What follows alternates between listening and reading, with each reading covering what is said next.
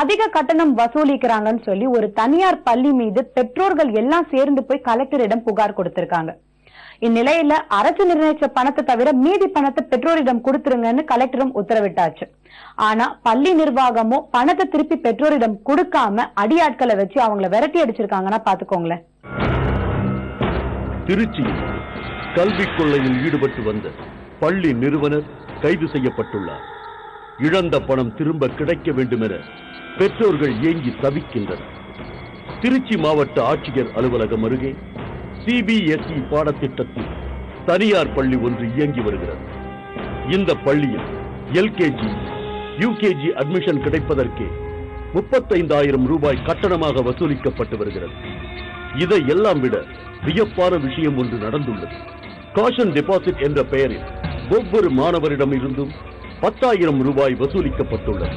அதென்ன caution deposit என்றால் குழந்தைகள் பள்ளி பொருட்களை சேதப்படுத்துவதற்கு முன் வாங்கும் பணமா? உழைத்து பணம் சேர்ப்பதே தங்களது குழந்தைகளுக்கு நல்ல கல்வியை அளிப்பதற்காகத்தான் என்ற பெற்றோரின் எண்ணத்தை அறிந்து இதுபோன்ற கல்வி சேவையை இந்த பள்ளி நிர்வாகம் கடைசரைக்காக்கி உள்ளது. ஃபீஸ் போன வருஷம் 18,000 வாங்கினாங்க. அதையும் மீறி அந்த ஃபீஸை 36,000 இந்த வருஷம் ஆக்கியிருந்தாங்க.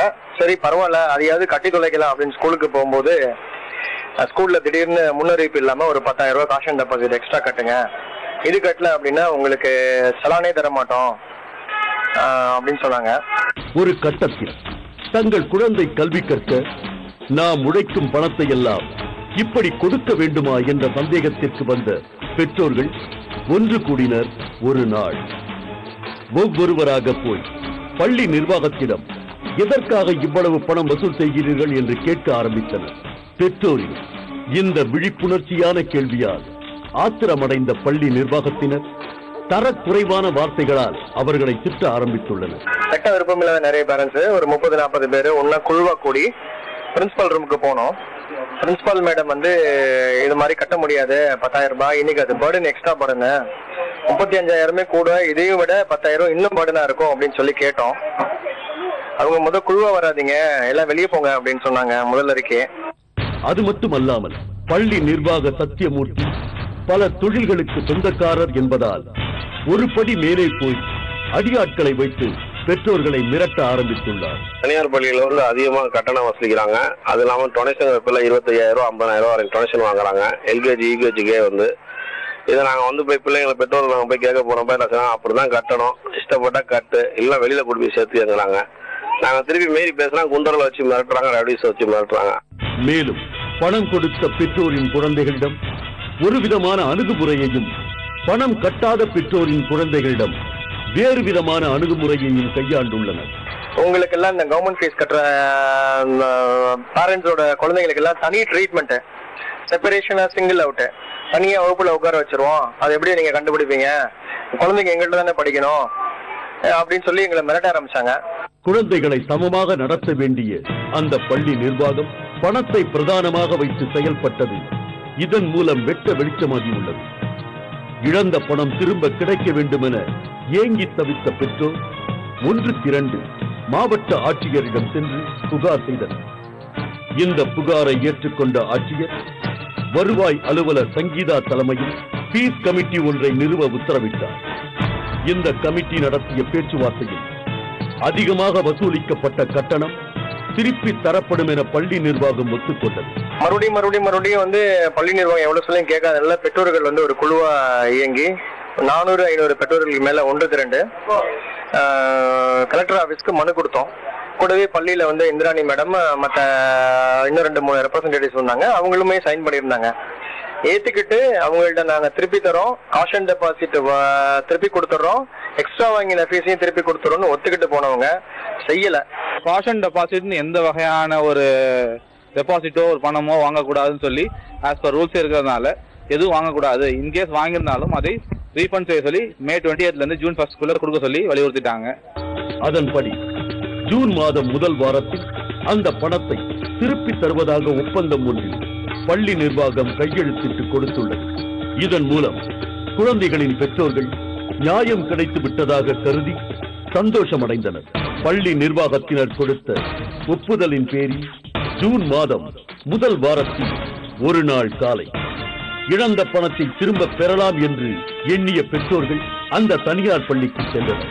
போராட்டத்தில் ஈடுபட்ட போது பணத்தை திருப்பித் தருவதாக ஒத்துக்கொண்ட பள்ளி நிர்வாகி சத்தியமூர்த்தி பெற்றோர்கள் வந்து பணம் கேட்கும் பொழுது தர முடியாது என்று திட்டவட்டமாகவும் கோபமாகவும் பேசியுள்ளார்.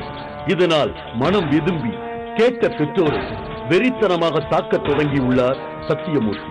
3ஆம் தேதி போய் ஃபீஸ் கட்டலாம் அப்படின்னு போனோம். அப்ப ஃபீஸ் கட்டலான்னு உள்ள போகும்போது இந்திராணி மேடம் பேச்சு நடந்துட்டு இருக்கும்போது இந்திராணி முதல்வர் இந்திராணி பெற்றோர் ஒருத்தர் அடிக்கிறதுக்கு கையை வாங்கிட்டு வந்தாங்க. இது வன்மையா கண்டிக்க கூடியது. அதோடு மட்டுமல்லாமல் இந்த சம்பவத்தை படம் பிடிக்க சென்ற தனியார் தொலைக்காட்சி நிருபரின் கேமராவும் அடித்து நொறுக்கப்பட்டது.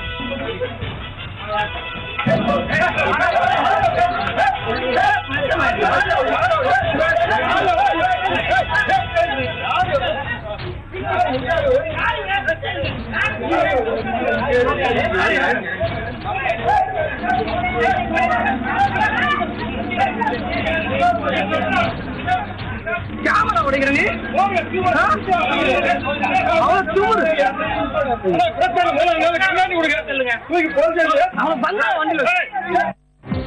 இந்த சம்பவம் நடக்கும்போது காவல்துறை கவனமாக கை கட்டி வேடிக்கை பார்த்துள்ளதே தவிர வேறு எந்த நடவடிக்கையும் எடுக்கவில்லை. அதன் பின்னர் சத்தியமூர்த்தியை போலீசார் அழைத்துச் சென்று நீதிமன்றத்தில் ஆஜர்படுத்தியது. 15 நாள் காவலில் வைக்க நீதிமன்றம் உத்தரவிட்டதை அடுத்து சத்தியமூர்த்தி திருச்சி மத்திய சிறையில் அடைக்கப்பட்டுள்ளார். தற்போது கல்விக் கொள்ளையின் சத்தியமூர்த்தியிடம் இருந்து 2 கோடி ரூபாய் வரை குழந்தைகளின் பெற்றோர்களுக்கு திரும்ப வரவேண்டி உள்ளது.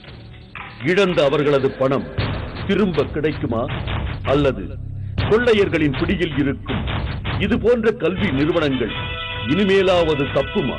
பெற்றோர்களுக்கு ஜூன் மாசத்துக்குள்ளரையே கோர்ட்டு திருப்பி வரதுக்கு முன்னாடியே எவ்வளவு பணம் வாங்க முடியுமோ வாங்கி சேர்த்துக்கிறாங்க. காஷ் அண்ட் டெபாசிட் 10,000 ரூபாய் வாங்குறாங்க. அதிகப்படியா ஃபீஸ இன்க்ரீஸ் பண்ணி வருஷத்துக்கு 38,000 ரூபாய் 40,000 ரூபாய் வருது. புக் ஃபீஸையும் சேர்த்து எல்கேஜி ஸ்டூடெண்ட்ஸ்க்கு எங்க ஸ்கூல்ல 35,000 வாங்குறாங்க. அதுல கட்டட நிதின்னு போன வருஷம் கேட்டாங்க, நாங்க கொடுக்க மாட்டோம்னு சொன்னோம். கேஷ் அண்ட் டெபாசிட் இந்த பேர்ல வாங்குறாங்க. அந்த ஸ்கூல்ல பாத்தீங்கன்னா ஆஸ்பிரா சீட் தான் இருக்கு. இப்போ ஆஸ்பிரா சீட் கூடையில தான் பசங்க படிக்கிறாங்க. ரூல்ஸ் அண்ட் ரெகுலேஷன் நிறைய மீறி இருக்காங்க. குழந்தைகளுக்கு கல்வி போதிக்க வேண்டிய கல்வி நிறுவனங்கள் இதுபோன்ற கல்விக் கொள்ளையில் ஈடுபடுவதை தடுக்க தமிழக அரசும் தீவிர முயற்சி மேற்கொள்ள வேண்டும் என்பதே அனைவரின் எதிர்பார்ப்பாக உள்ளது. இதற்கு காலம்தான் பதில் சொல்ல வேண்டும்.